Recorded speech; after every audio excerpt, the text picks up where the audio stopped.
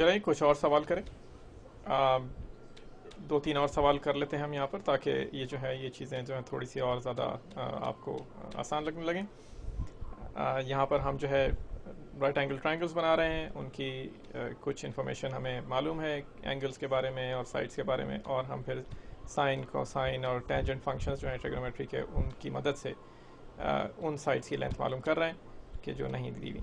तो फ़र्ज़ करें कि हमारे पास एक राइट एंगल ट्रायंगल है, ये एंगल जो है ये 0.36 रेडियंस के बराबर है। दोबारा हम आपको याद दिलाते हैं कि ये बहुत इंपॉर्टेंट है कि ये देखें कि यूनिट रेडियंस है या डिग्रीज़ है, ताकि उसको उसी तरह से सॉल्व किया जा सके। तो यहाँ पे 0.36 रेडियंस में दिया हुआ है। ये जो पिंक साइड अभी हमने जो ये लाइन है ये हमें ये इसकी लेंथ भी हमें मालूम है, ये स्क्वायर रूट ऑफ 73 है, और ये देखने से ही पता चल रहा है कि ये हाइपोटेन्यूज़ है क्योंकि 90 डिग्रीज़ के एंगल के सामने वाली साइड है।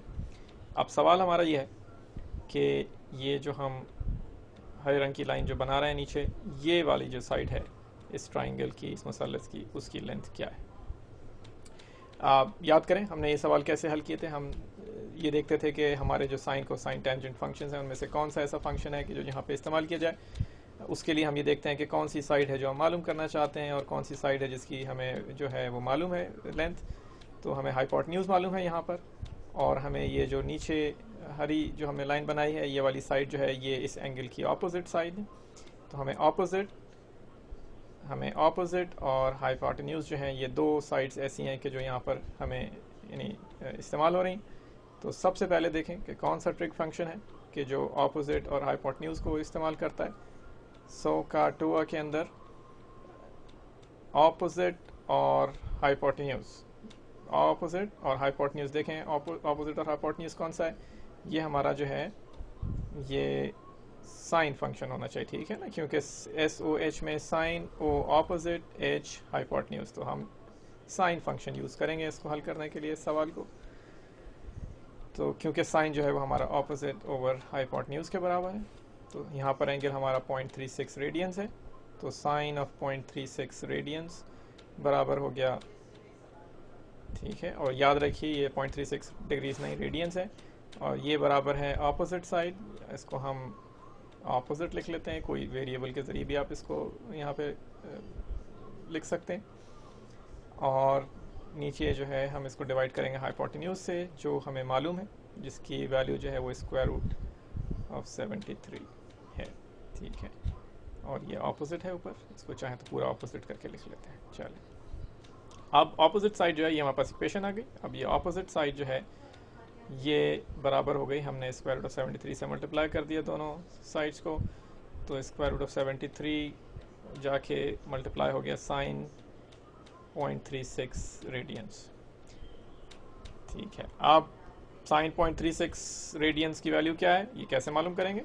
आप कैलकुलेटर से निकाल सकते हैं, पहले उसको रेडियंस में स्विच कर लें। हम आपको बता देते हैं इसकी वैल्यू क्या है। इसकी वैल्यू जो है साइन 0.36 रेडियंस की, वो हमने किसी एक टेबल से देख के मालूम की है। ये है 3 times square root of 73 divided by 73।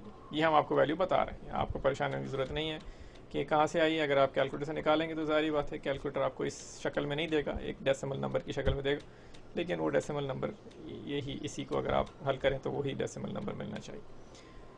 तो अब हम जो है इसको हल कर ले, सिंप्लीफाई कर लेते हैं, सादा शक्ल में लिख लेते हैं। तो स्क्वायर रूट ऑफ 73 ऊपर जो है आपस में एक दूसरे से मल्टीप्लाई होकर 73 मिलेगा, जो नीचे 73 से कैंसिल हो जाएगा। तो हमारे पास सिर्फ जो बाकी बचेगा वो 3 बचेगा। तो ये जो अपोजिट साइड है इसकी लेंथ 3 जो है वो हमने निकाल ली। अब फ़र्ज़ करें कि हमसे कोई पूछे कि ये दूसरी साइड है इस तरफ, इसकी क्या लेंथ है। हमारे पास अब दो रास्ते हैं, हम पाइथागोरियन थ्योरम जो है वो इस्तेमाल कर सकते हैं, और हम अपने ये जो ट्रिग्नोमेट्रिक फंक्शंस हैं इन्हीं को इस्तेमाल करके इसकी जो है लेंथ मालूम कर सकते हैं। चलें ऐसा करते हैं, दोनों तरीक़े इस्तेमाल करके देखते हैं और देखते हैं कि दोनों तरीक़ों से एक ही जवाब आता है या नहीं। तो सबसे पहले जो है हम जो है वो ट्रिग्नोमेट्रिक जो हमारा तरीक़ा अभी हमने इस्तेमाल किया, उसी को इस्तेमाल करते हुए ये वाली साइड जो है उसकी लेंथ मालूम करते हैं। ये साइड जो है इस एंगल के हिसाब से एडजेसेंट होगी, ठीक है ना। आपको मालूम है कि ऑपोजिट जो है वो सामने वाली है, हाइपोटेन्यूज़ जो है वो हमें मालूम है, तो ये साइड जो है वो एडजेसेंट हो गई।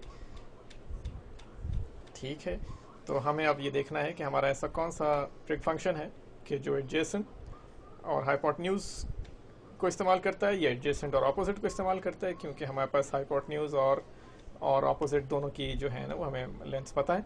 तो हमारे पास कई तरीके हैं इसको हल करने के।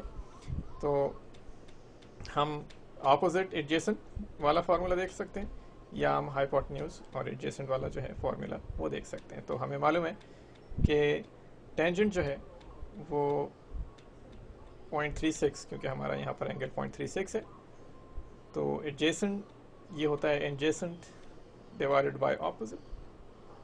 नहीं, हमने आपको उल्टा बताया, ये ऑपोजिट डिवाइडेड बाय एडजेसेंट होता है। ठीक है, अच्छा है कि आप 100 का टोआ पूरा लिख लें ताकि इस तरह की कोई जो है गलती ना हो, जैसे कि अभी हमने की। तो ये 10.36 जो है ये ऑपोजिट 3 डिवाइड बाय एडजेसेंट, ये एक तरीका है इसको सॉल्व करने का। अगर आप 100 का टोआ देखें तो इसमें एक कोसाइन जो है फंक्शन वो एडजेसेंट अपॉन हाइपोटेन्यूज होता है। हमें एडजेसेंट हम ऊपर आ गया और नीचे हम हाइपोटेन्यूज, क्योंकि हमें पता है वो हम लिख सकते हैं स्क्वायर रूट ऑफ 73। तो ये दो इक्वेशंस हैं, इनमें से किसी एक से हम किसी भी एक को इस्तेमाल करके हम एक ही वैल्यू जो है, तो दोबारा से हम डबल चेक कर लेते हैं कि देखें आप टोआ जो है ओ ए, तो ऑपोजिट जो 3 है और नीचे एडजेसेंट ए है, का जो है कॉस वो एडजेसेंट ऊपर है और हाइपोटेन्यूज नीचे है। तो हाँ, हमने ये बिल्कुल सही लिखा है यहाँ पर। तो हम दोनों में से किसी एक को ले लें और किसी को भी आप लें, आंसर जो है जवाब जो है वो एक ही आना चाहिए।